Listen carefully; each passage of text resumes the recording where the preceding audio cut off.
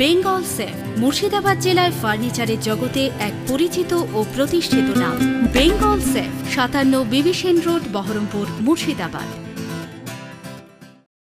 মুর্শিদাবাদ জংশনে railway goods yards চালু করার ব্যাপারে Murshidabad district chamber of commerce FCI প্রতিনিধিদের সঙ্গে শিয়ালদা ডিভিশনের DCM শশী রঞ্জন সিং ও অন্যান্য রেলওয়ে আধিকারিকরা আলোচনা সারলেন।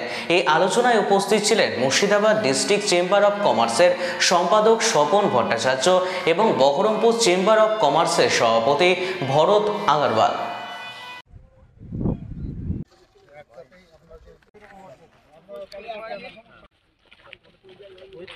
एक्चुअली हम लोग आज बिजनेस डेवलपमेंट यूनिट का जो मीटिंग है, जिसमें कि जो रेलवे को गुड्स का ट्रैफिक देते हैं बहुत सारे स्टेक होल्डर, इसमें चेम्बर ऑफ कॉमर्स के हैं, FCI के हैं, और सीमेंट के फर्टिलाइज़र के जो कस्टमर हमारे हैं, सभी जैसे कि आए थे। उनको मैंने आज रिक्वेस्ट किया है कि मुर्शिदाबाद में बहुत अच्छा जैसे कि आपका गुड्स सेट बनाया है, ट्रैफिक यहाँ से स्टार्ट किया जाए।